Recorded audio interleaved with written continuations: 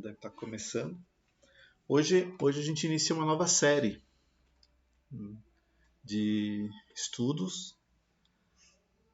Nos episódios anteriores nós falamos um pouquinho sobre a Bíblia e hoje a gente vai entrar num outro tema,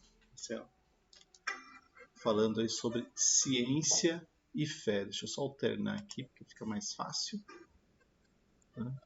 Falar um pouquinho sobre ciência e fé. Um assunto que nem é tão tabu, né? É um pouquinho... Não entendi? Sempre tem, né? É engraçado porque quando a gente pensa que no conhecimento que a humanidade produz como um todo, né? Se a gente imaginar as diferentes formas do conhecimento humano, aquilo que não só a ciência, talvez mais tradicional, produz, né? Mas se a gente pensar de uma forma ampla, né? Olhando para uma lente bem grande, é possível ver que as muitas formas de ciência estão gerando conhecimento o tempo todo. Tá? Se você olhar para a matemática ou para as ciências naturais, aqui a gente teria física, química, biologia, as ciências humanas, a própria linguagem como forma de conhecimento, porque quando o homem aprendeu a decodificar os sinais, né, e gerar uma linguagem para comunicar esses sinais, isso foi um marco na civilização, porque aí foi possível transmitir ideias usando esses sinais, esses símbolos que a gente chama de letras. Né? A própria tecnologia, né? A tecnologia, talvez um conhecimento aplicado, né? Porque afinal de contas você desenvolve um pensamento e aí transforma esse desenvolvimento numa coisa prática através da tecnologia, através da engenharia também, construindo coisas.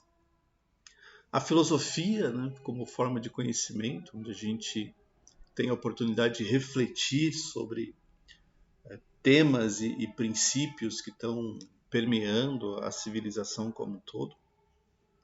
Não dá para dizer que a religião também produz conhecimento, né? E aqui, obviamente, a gente não está falando só da religião cristã, mas a religião como um todo, como expressão humana. As artes, né? Porque a música, por exemplo, né? Produzindo os sons, gerando, de certa forma, conhecimento. E óbvio que esse campo ele não tem fim, né? Porque o conhecimento ele está sendo constantemente produzido, atualizado, revisado, é uma coisa que não vai acabar. E é curioso porque talvez você ouça pessoas falarem que a história do Jardim do Éden, quando Deus falou para o homem, olha, você pode comer qualquer fruto que está aqui nesse jardim, menos o fruto do conhecimento do bem e do mal, porque o dia que você comer, certamente você vai morrer. Talvez você ouça ou já até pensou, por que será que Deus proibiu, né, a árvore do conhecimento do bem e do mal? Será que Deus não queria que o homem tivesse conhecimento? E agora, né? O que você acha, Rodrigo? Melhor do que acesso ao mal mesmo. Deus tinha toda a razão. Aqui tem uma coisa curiosa, né? Porque aquele conhecimento não é este conhecimento, essa multiforme de conhecimento que você está vendo ali. Ali é um conhecimento mais moral, né? De saber o que é o certo e o que é errado. Não que saber o certo e errado fosse o problema. O problema é que a gente acaba sempre, como seres humanos limitados, sempre se inclinando por errado. Não é verdade? Vou dar um exemplo bem simples. Naquela tomada ali, ó. Se tiver uma criança pequenininha aqui mexendo, o que essa criança vai querer fazer? Se ela nunca fez, vai querer fazer, colocar o dedo na tomada. Aí o que a gente diz? Não pode, na verdade. Ninguém vai incentivar, não, pode colocar o dedo, não tem problema. Pode pegar um palitinho e enfiar lá, ninguém vai dizer isso, a gente vai dizer não pode.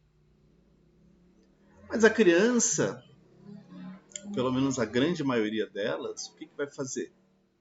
Vai tentar colocar alguma coisa lá dentro. Não é verdade? Até que ela pode ou tomar um choque, ou ser repreendida. Né? Você pega e fala, não pode colocar aqui, é perigoso, tá? A criança fica... sente que ali é realmente um lugar de perigo e não tenta mais. Quando a Ana era pequenininha, ela caiu nessa cilada do não pode, mas mesmo assim eu vou fazer.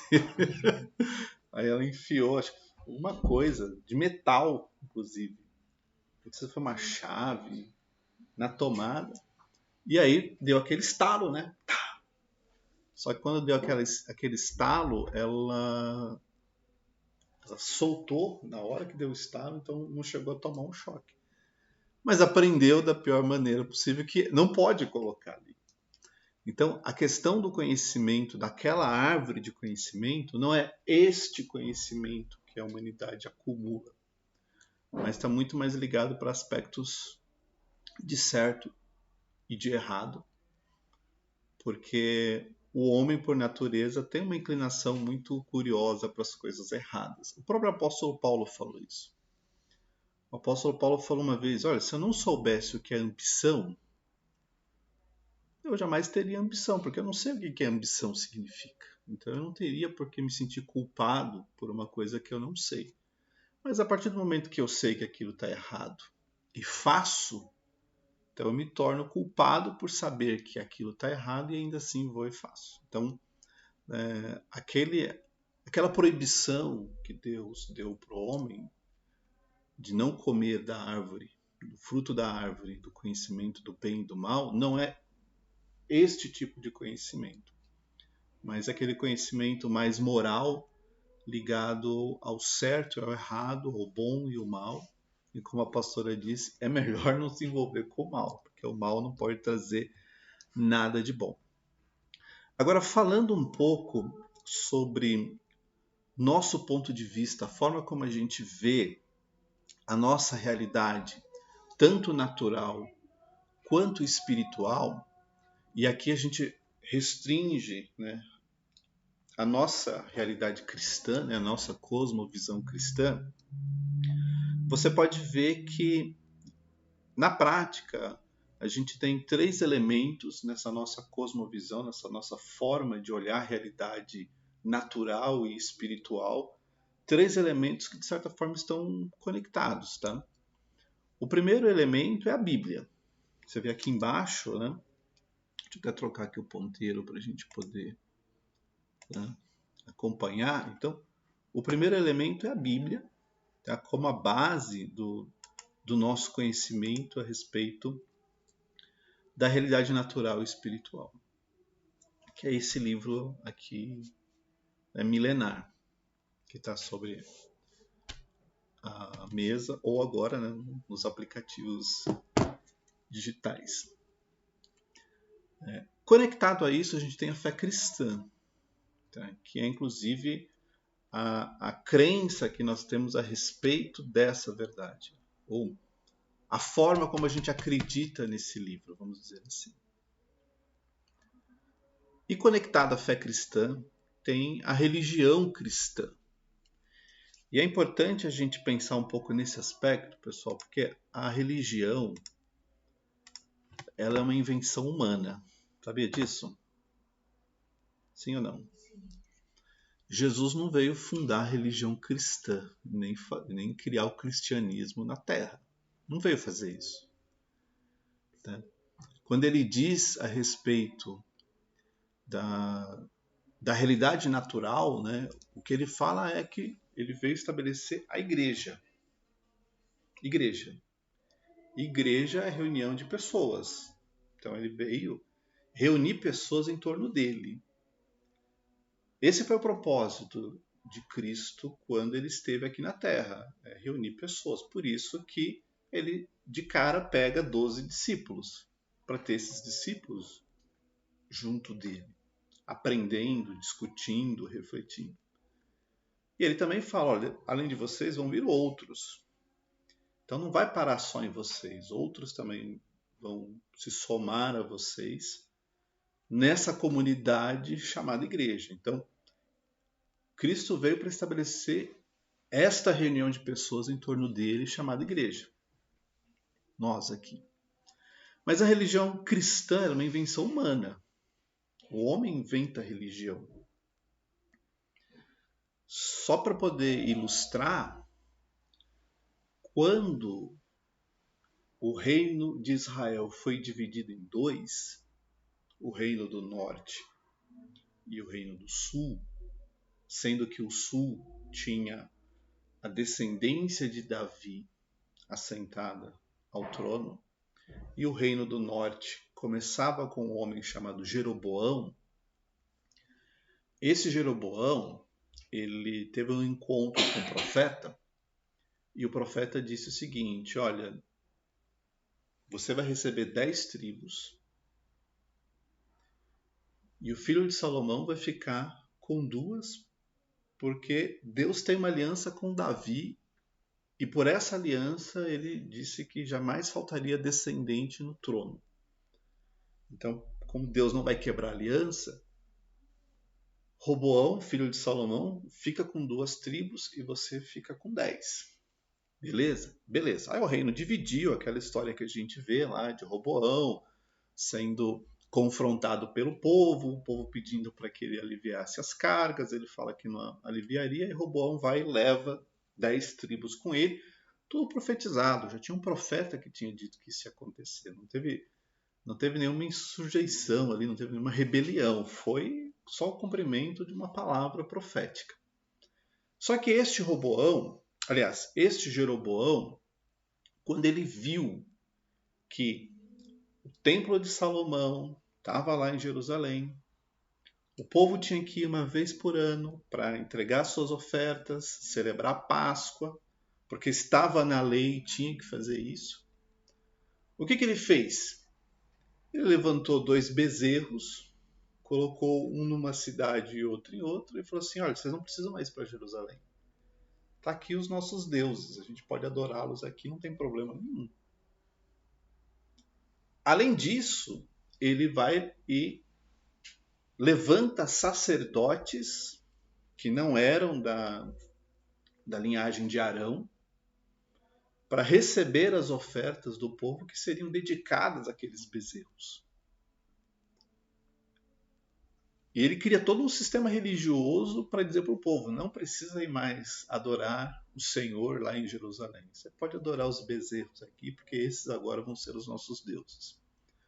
O que eu quero dizer com toda essa história? Ali nasceu uma religião. Ele disse, aqui são os nossos deuses, aqui está o nosso sistema sacerdotal, os nossos sacrifícios, as nossas festas, não precisa ir para Jerusalém. Essa é a nossa alternativa aqui. É por isso que a gente diz que a religião ela é essencialmente uma invenção humana. Deus não vem criar religião. Então, nós é que inventamos isso.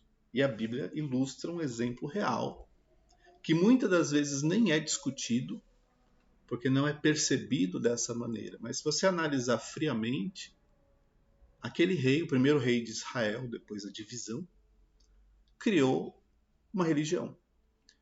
E só para estender um pouquinho mais esse assunto, todas as vezes que você lê nas escrituras que um determinado rei, um determinado líder andou nos pecados de Jeroboão, é isso. É essa religião que ele criou, é esse sistema religioso que ele inventou, que impedia o povo de Israel de ir para Jerusalém e dava para esse povo uma alternativa para adorar. Esse era o pecado dele, ter criado essa religião. E a religião cristã, ela tem alguns pilares aqui. O primeiro pilar é o pilar histórico. Eu vou tentar escrever aqui, ó. Esse é o primeiro pilar da religião cristã, a história. Se você pensar, como que acaba o livro de Atos dos Apóstolos? Ele não acaba. Se você lê o livro de Atos dos Apóstolos, não tem um fim. Quando chega no último capítulo, Paulo estava livre pregando o evangelho. Mas a gente sabe que a história de Paulo não terminou ali em Atos dos Apóstolos, no último capítulo. A gente sabe que ele ainda foi preso de novo, que Nero deu a ordem para executar ele, né, sendo decapitado. A gente sabe que os outros apóstolos também foram presos. A gente sabe que os romanos, e principalmente as autoridades romanas, determinavam a prisão dos cristãos. Os cristãos iam para as arenas, lá eles eram mortos. A gente sabe que religiões externas se infiltraram dentro da igreja para trazer um evangelho distorcido. E o próprio Paulo já começa a falar disso quando ele escreve a sua carta para Gálatas. A gente vê em Apocalipse, nas 7 igrejas, que já haviam problemas bem estruturais dentro da igreja. Então a igreja tem uma história de muitos séculos. E essa história faz com que a gente tenha uma conexão com o passado da igreja, lá no Pentecoste, quando a igreja estava reunida num salão, pensa numa sala como essa, orando, com aquilo que a gente vivencia aqui. E essa história tem muitos acertos, mas também tem muitos erros, porque como religião, como invenção humana, nós somos falhos. Então a história da igreja, que faz parte da religião cristã, ela tem coisas boas, mas também tem coisas muito ruins. Vou dar um exemplo. Durante muito tempo a igreja caminhou como igreja católica. E católica significa universal. Então a palavra católica significa universal, vem do latim, quer dizer universal. Qual que era a ideia de se chamar igreja católica? A igreja deveria ser a mesma em qualquer lugar do mundo.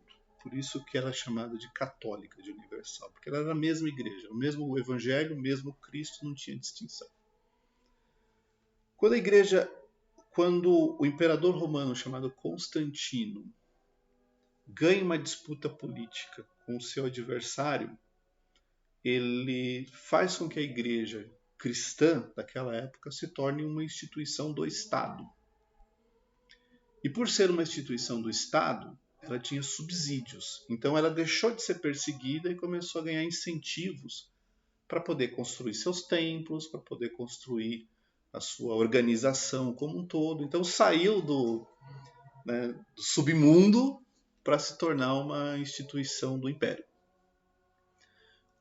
Com isso, a igreja pôde se organizar de uma forma muito mais fácil, né? Porque agora não tinha que se preocupar com perseguição. E a igreja começou a construir uma hierarquia para centralizar as coisas na mão das pessoas. Então, os bispos determinavam as coisas dentro da igreja. Com o passar dos anos, a igreja começou a distorcer um pouco os ensinos em função de um segundo elemento. Deixa eu ver se eu consigo colocar aqui. Um segundo elemento chamado tradição. O que é a tradição? A tradição significa o seguinte: olha, nós temos uma forma de ensino. E aquilo que a gente ensina é aquilo que a gente acredita. Então é assim que as coisas vão. Então a tradição começou a entrar dentro da igreja. Então, tradições que a gente tem. Purgatório. Purgatório é uma tradição da igreja. Não existe aqui na Bíblia menção ao purgatório. Mas a igreja começou a ensinar que existe o purgatório. E que a pessoa, quando morre, não vai direto para o céu, fica nesse lugar intermediário. que mais? Outras tradições. A Assunção de Maria. Não existe evidência nas escrituras que diga que Maria foi levada aos céus, como aconteceu com Enoque ou com Elias. Não tem essa evidência.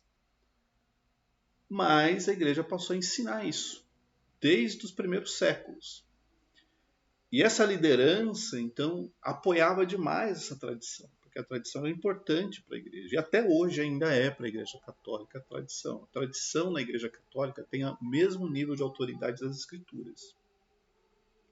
Então, aquilo que a igreja ensina, a igreja católica ensina, sobre os santos, sobre Maria, para a igreja católica tem a mesma autoridade que a Bíblia tem. Só para vocês terem uma ideia de como essa questão de tradição é muito forte dentro da concepção e é difícil de desconstruir, né? Porque são séculos de pessoas ensinando que é assim que a igreja funciona. O terceiro elemento aqui dentro da religião cristã que a gente precisa levar em consideração é a interpretação. Deixa eu colocar aqui. Que está exatamente associada com a tradição.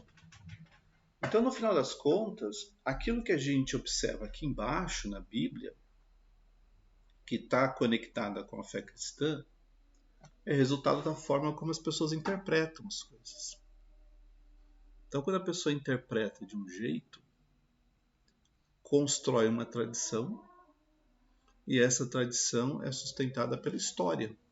Porque a pessoa passa um ano, passa 10, passa 100, passa 1000, e aquela interpretação que vira uma tradição é enraizada na história da igreja e fica de lá para cá. Tudo bem até aqui? E por que a gente está falando disso, né? Porque, infelizmente, a religião cristã, ela implica na fé cristã.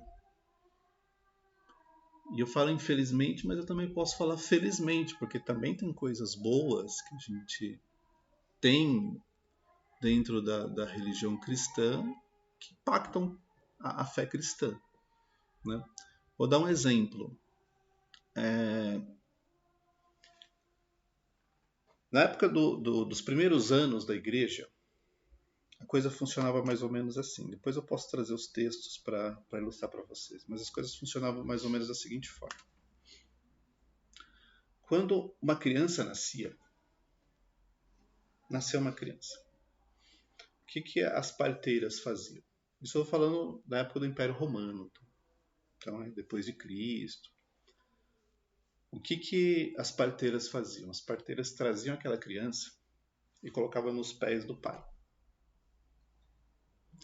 O pai olhava para aquela criança e decidia se ele queria ficar com aquela criança ou queria jogar aquela criança no esgoto. E é esgoto mesmo, não é figura de linguagem. Ele escolhia se ficava com aquela criança ou se jogava aquela criança no lixo. O Império Romano era assim.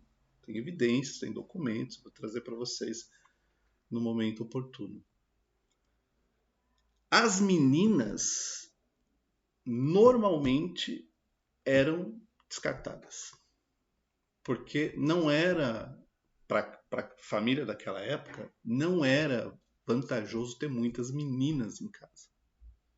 Então, o que os pais faziam? Já tinha uma? Ah, vamos ficar com mais uma? Vamos. Ah, nasceu outra? Não, 2 já tá bom, joga fora. Era assim que funcionava naquela época. Né? Tô vendo a cara de alguns de vocês meio horrorizados. Vou trazer as referências. Eu não ia entrar nesse assunto, mas acabei entrando. E aí você vê que a Bíblia, o que ela fala? Que os pais têm que cuidar dos seus filhos. Você não vê em nenhum lugar na Bíblia autorizando esse tipo de comportamento. Vê? Não tem. Muito pelo contrário, diz que os pais precisam realmente cuidar dos filhos. Então, o que a gente fez? A gente subverteu uma regra cultural. Igreja. Lá naquele primeiro século, subverteu uma regra cultural, porque a cultura era essa. A construção familiar dentro do Império Romano dava para o pai a vantagem de dizer assim, não quero essa criança, pode jogar fora. E era no lixo que se jogava, no esgoto. Assim. Jogava fora. Então a igreja subverteu essa regra, porque agora, dentro da igreja, não se joga a criança fora. Não se joga a criança fora. Então, se você pensar, por que você vê muitos movimentos cristãos que são contra o aborto? Gente, isso tem conexão histórica, porque era assim que acontecia no primeiro século. Se jogava a criança fora. Como abortar era risco de você matar a mulher, se esperava nascer para jogar fora. Vocês estão me entendendo? Então, assim, olha, matar no ventre não temos muita tecnologia para isso. Então, espera nascer, a gente decide se a gente quer. Se for bonitinho, se a gente. Né? Se for engraçadinho, a gente fica. Se chorar muito, joga fora. Joga fora, porque a gente não tem tempo para isso. Então, quando você vê a igreja se posicionando contra o aborto, não é porque a gente é radical, pro-life, essas coisas, porque tem uma conexão histórica dessa época. Vocês estão me entendendo? Dos primeiros cristãos vendo aquela situação e recebendo uma orientação de que, olha, nós não somos assim, nós não jogamos criança no lixo. Pais, cuidem dos seus filhos, porque esse é mandamento. Não tem opção. Então, isso vem por quê? Porque ao olhar as escrituras, nós interpretamos que a família, e aí volta para a questão desse primeiro ponto aqui embaixo, interpretação. Nós interpretamos que a família é uma coisa importante para Deus. E por ser importante, essa é a nossa interpretação, a gente cria uma tradição de zelar por essa instituição chamada família. E isso entra na nossa história. Tudo bem? Então, por isso que tem coisas ruins, mas tem coisas muito boas nessa questão da religião cristã. Porque ela trouxe um pouco de controle para as coisas. Tudo bem até aqui? Vamos lá? Dando seguimento? Ciência e fé. Dá para ter diálogo entre esses dois? A resposta padrão é depende. Né? Porque, primeiro, que não necessariamente elas vão convergir em tudo. Não necessariamente vão convergir em tudo. Então, por isso que a resposta é depende. Tá? Em alguns momentos, vai ter uma divergência entre ciência e fé. Em outros momentos, elas vão caminhar em direções totalmente diferentes. Não tem sinergia nenhuma. Mas em alguns momentos, a ciência e fé elas andam no paralelo. E qual que é a preocupação que a gente tem aqui, né?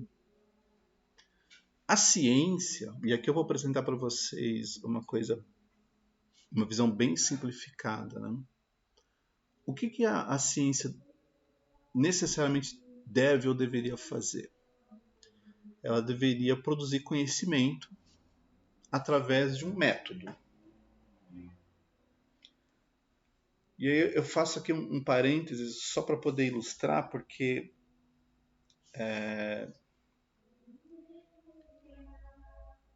formas de ciência vão ter métodos diferentes. Mas na maioria das vezes a gente começa com uma hipótese. E a ciência testa se essa hipótese é verdadeira ou é falsa. Só que o raciocínio não é assim que funciona. O raciocínio é o seguinte, vou pegar um exemplo. Na ciência a gente sempre tem a hipótese nula e a hipótese alternativa. Sempre duas opções. Então, se eu sou um cientista, eu vou partir de uma afirmação. A afirmação é: pinguins são aves? São pássaros. Essa é a minha hipótese. Eles são. Eu chamo de hipótese nula. A hipótese alternativa, ela é exatamente aquela que a gente quer validar. Não, eles não são aves. Então, o que a gente faz? A gente coleta observações. Vamos lá estudar os pinguins. Vamos ver o comportamento deles. Vamos pegar alguns pinguins, vamos ficar acompanhando aí o dia a dia. Depois, o que a gente faz? A gente vai e analisa esses dados. Tem método para analisar os dados. Você vai, analisa, chega numa conclusão. E esta conclusão, ela precisa ser apoiada em evidências. Não pode dizer, eu acho que é isso, eu acho que é aquilo. Não, tem que ter evidência, tem que ter algo que todo mundo que olhe chegue na mesma conclusão. Não, realmente é isso. Realmente eles são aves. Só que na prática a coisa funciona da seguinte maneira. Quando eu tenho uma hipótese nula, que é essa afirmação, e aqui eu coloquei os pinguins são aves, poderia ser qualquer outra afirmação. Deus existe, poderia ser uma afirmação. Né? Morar na praia faz com que eu viva melhor? É uma hipótese. Morar no campo faz que eu viva melhor? Outra hipótese. São hipóteses. Trabalhe a partir disso. Só que o que acontece? A ciência não está preocupada em olhar para a hipótese nula e acreditar nela. Não é isso. A ciência está preocupada em saber, eu rejeito ou não essa hipótese. É isso que ela deveria estar preocupada. Eu rejeito? Eu tenho evidências para rejeitar essa hipótese de que os pinguins são aves? Se eu tenho evidências, então eu vou dizer, os pinguins não são aves.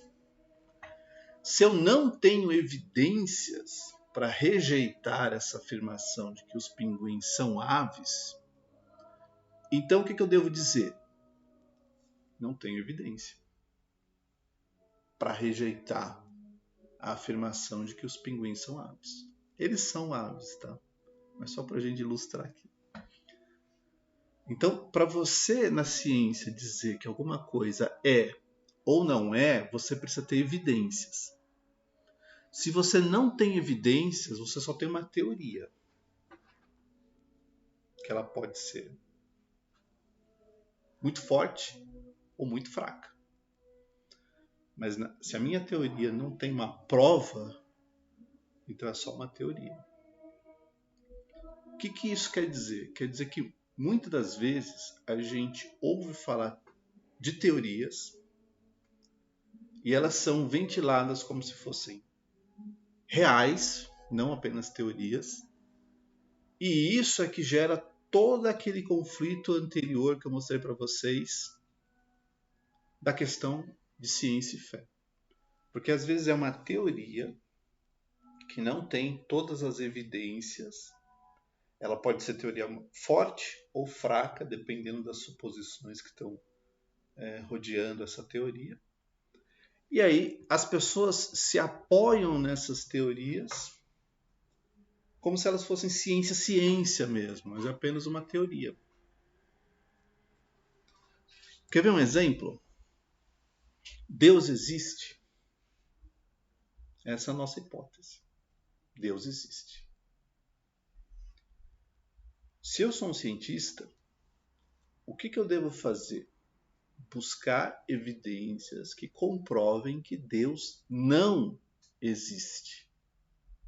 Porque é assim que a ciência funciona. A ciência ela pega uma afirmação e vai tentar dizer se aquela afirmação pode ser rejeitada ou não. E não quer dizer que ela está certa ou está errada. Só quer dizer que, olha, neste momento eu não tenho evidências para rejeitar essa afirmação.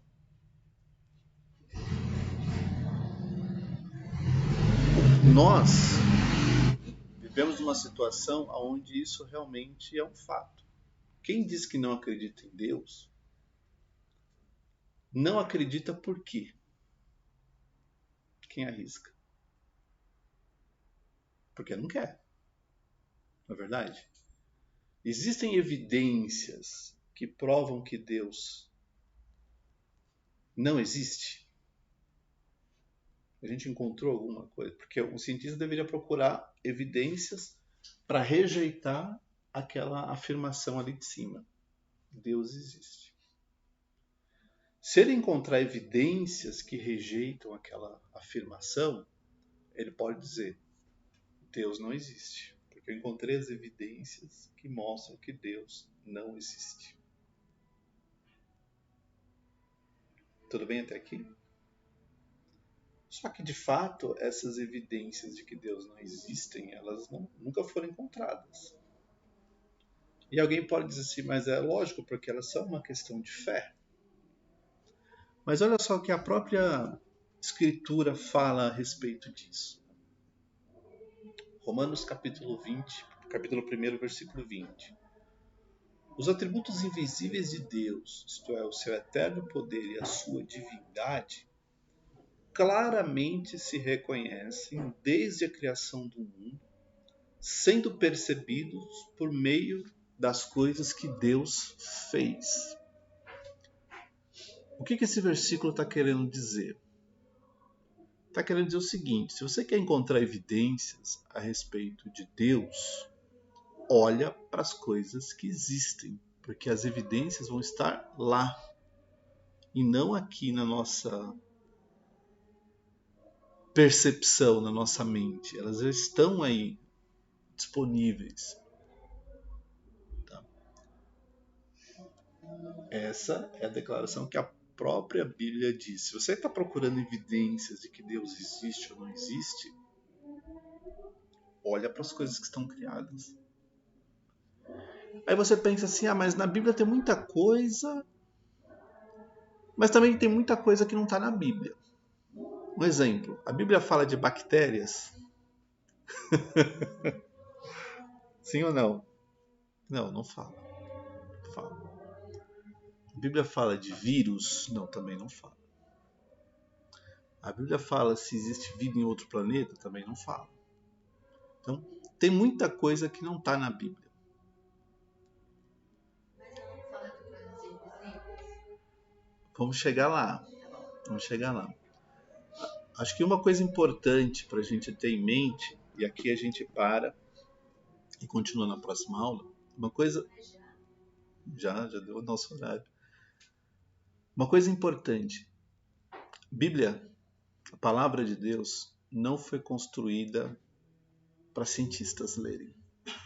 Não foi. Porque se fosse escrita só para cientistas, quantos cientistas a gente tem no mundo?